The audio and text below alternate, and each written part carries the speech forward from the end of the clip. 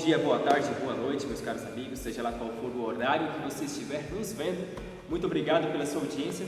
Estamos aqui com o quarto vídeo. Se você quiser ver, os outros 3 está aqui, ok? Para você ver, sobre como interpretar as Sagradas Escrituras. E nós hoje vamos ver 5 fatores que influenciam a nossa interpretação bíblica. Primeiro, a tradição. Segundo, a experiência. Terceiro, a cultura. O quarto seria a razão. E quinto é a própria Bíblia. Todas as igrejas que a gente conhece hoje, okay, professam que a Bíblia é sua regra de fé, mas nenhuma delas utiliza esses fatores de forma igual. O primeiro fator que a gente vai estudar hoje é a tradição. Será que a tradição é algo bom? Ou será que é algo ruim? Bom, deixa aqui nos comentários a sua opinião, porque a tradição não é boa e nem é ruim, ok? Depende da situação, depende do contexto. Às vezes ela vai ser boa, às vezes ela não vai ser boa. Mas quando saber se a tradição é algo bom ou algo ruim? Como saber? Simples.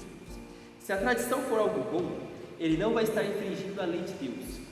Tudo que infringe a lei de Deus, tudo que vai contra o que está escrito na Bíblia, ok? É algo ruim. E isso inclui a tradição. A tradição nos ajuda a entender muitas coisas que são escritas na Bíblia que não seria possível entender sem ela. Mas quando vai contra a palavra de Deus, quando vai contra o que está escrito, aí a história muda. Temos aqui, por exemplo, Marcos capítulo 7, que diz assim: interpelaram os fariseus e os escribas, por que não andam os seus discípulos de conformidade com a tradição dos anciãos, mas comem com as mãos por lavar? Respondeu-lhes: bem profetizou Isaías a respeito de vós, hipócritas, como está escrito: este povo honra-me com os lábios, mas o seu coração está longe de mim. E em vão me adoram, ensinando doutrinas que são preceitos de homens, negligenciando o mandamento de Deus, guardai as tradições dos homens. Vemos aqui em Marcos capítulo 7, Jesus com os seus discípulos. Jesus então deixa os seus discípulos comerem à vontade e eles não lavam as mãos. E era uma tradição ali dos anciãos, era uma tradição dos judeus para que todos lavassem as mãos antes de comer, que lavassem os pratos, que lavassem os jarros, que lavassem as camas. Tinham várias leis desse tipo.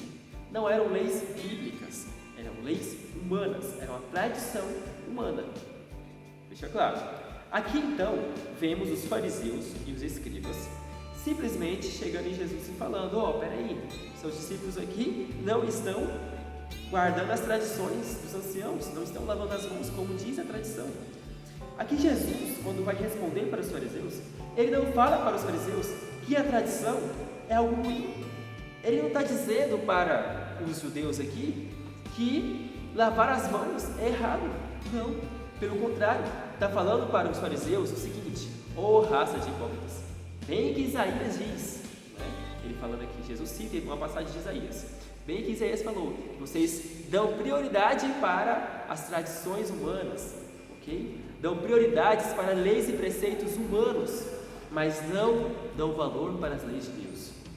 Aqui Jesus deixa bem claro que a tradição não é algo ruim, mas não está acima da lei de Deus. Muitas pessoas põem a tradição em primeiro lugar. Tem religiões, incluso, que colocam a tradição em primeiro lugar.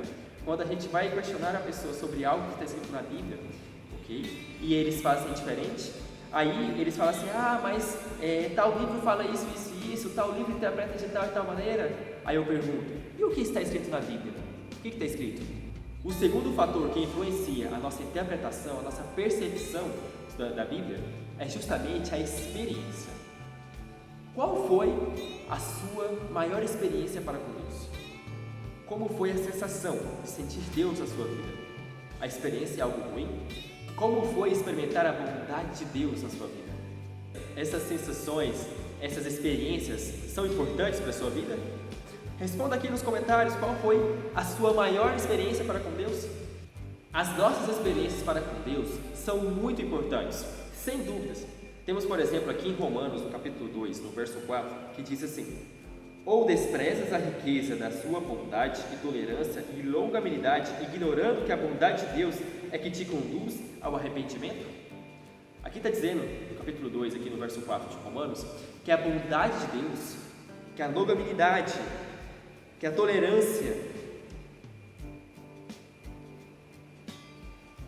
nos leva ao arrependimento. A experiência é uma das ferramentas que o Espírito Santo usa para tocar os nossos corações. Mas é certo colocar as experiências que a gente tem para com Deus, as experiências sobrenaturais, acima da palavra de Deus? As experiências que temos para com Deus nos aproximam e realmente nos levam ao arrependimento. Mas os nossos sentidos são enganosos, o nosso coração é enganoso. E Satanás pode muito bem usar disso para nos enganar, para trapacear para com a gente. Muitas vezes Satanás usa a nossa visão, faz a gente ver coisa que não existe, faz a gente escutar coisas que não é bem assim. Não devemos confiar 100% nas nossas experiências, nos nossos sentidos, porque Satanás também usa, que assim como o Espírito Santo usa os nossos sentimentos, usa as nossas experiências para nos levar ao arrependimento, Satanás também usa para nos enganar. E o terceiro fator que influencia na nossa interpretação bíblica, que influencia a nossa percepção que temos da Bíblia, é justamente a cultura. Exatamente, irmãos. E aí, mais uma pergunta para vocês. A cultura é algo bom? Ajuda a gente a estudar a palavra de Deus? Põe aqui também nos comentários. Irmãos, a cultura, assim como a tradição, assim como as nossas experiências, a cultura não é algo nem ruim e nem algo bom. Depende. É algo bom, desde que esteja de acordo com a palavra de Deus. Ela passa a ser ruim quando ela passa a contradizer a Bíblia, quando ela passa a contradizer o que está escrito. Lá em 1 João, capítulo 2, verso 15, diz assim: não ameis o mundo, nem as coisas que há no mundo. Se alguém amar o mundo, o amor do Pai não está nele. Porque tudo que há no mundo, a concupiscência da carne, a concupiscência dos olhos e a soberba da vida, não procede do Pai, não procede do mundo. Ora, o mundo passa, bem como a sua concupiscência. Aquele, porém, que faz a vontade de Deus permanece eternamente. Ou seja, as regras que são ditadas pela nossa cultura não devem estar acima da palavra de Deus. Nós devemos amar o que está escrito, não o que o mundo impõe. Nós devemos aceitar aquilo que está de acordo, que não fere os nossos princípios. Aí nós podemos aceitar. Mas aquilo que vai contra a palavra de Deus, jamais. Devemos amar primeiramente a Deus. E o nosso quarto fator, ok, que influencia a nossa interpretação bíblica, a percepção que temos da Bíblia, ok, é justamente a razão. Já vimos aqui a tradição, já vimos as experiências e já vimos também a nossa cultura. E a quarta agora é a razão. Na sua opinião, é possível ter fé sem ter razão? E aí, o que você acha? Responde aqui também nos comentários, dê a sua opinião, eu vou estar respondendo um por um, ok? Dê a sua opinião, assim a gente aprende junto. Lá em Provérbios, no capítulo 1, no verso 7, diz assim: o temor do Senhor é o princípio do saber, mas os loucos desprezam a sabedoria e o ensino. Mas e aí, por que o temor do Senhor é o princípio da sabedoria? Irmãos, a sabedoria, ela vem de Deus. Quando a gente teme a Deus, quando a gente tem uma fé baseada na palavra de Deus, nós somos pessoas sábias.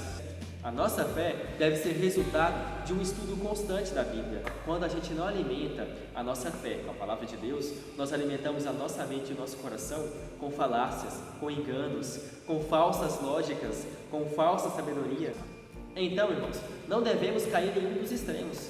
O primeiro extremo é de ter uma fé irracional, uma fé baseada somente nas experiências, uma fé baseada somente no que eu acho, no que eu penso. Nós devemos estudar a palavra de Deus, nós devemos estudar a palavra de Deus, devemos buscar conhecimentos gerais, história, arqueologia. Somente com muito estudo, com muita determinação, é que nós podemos evitar de ter uma fé irracional e também evitar de chegar ao outro extremo, que é o de defender a razão por cima da Bíblia, defender a lógica como algo que vai contra a Bíblia.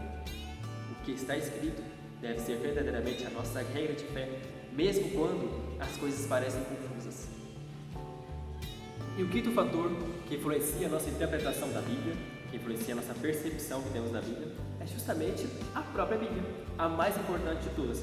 Ela está acima de todas as tradições que existem no mundo, ela está acima de toda cultura, está acima de toda experiência, toda e qualquer experiência que a gente venha a ter, ok? Ela está abaixo da Bíblia, ela está abaixo da palavra de Deus. Se alguma experiência sobrenatural, seja ela visual ou tátil, ok? Ou alguma experiência que desperta algum dos 5 sentidos, se ela contradiz o que está escrito na palavra de Deus, nós devemos repreender, porque com certeza ela vem de Satanás. Lá em João, capítulo 5, no verso 46 diz assim: porque se de fato cresceis em Moisés, também crereis em mim, porque ele escreveu a meu respeito. Se porém não credes no que está escrito, como crereis nas minhas palavras? Ou seja, é impossível crer em Jesus se não crer no que está escrito. Tudo está abaixo da palavra de Deus, abaixo da Bíblia. A Bíblia é a nossa regra de fé, é a mais importante. Se está escrito na Bíblia, é para a minha vida. Se não está escrito na Bíblia, não é para a minha vida. Esse é o segredo para ser feliz, mesmo em meio às tempestades, mesmo em meio às crises, mesmo em meio às dificuldades, irmãos. Se você já é inscrito, muito obrigado. Compartilhe esse vídeo com o máximo de pessoas possível e vamos pregar o Evangelho juntos. Um abraço. Tchau, tchau.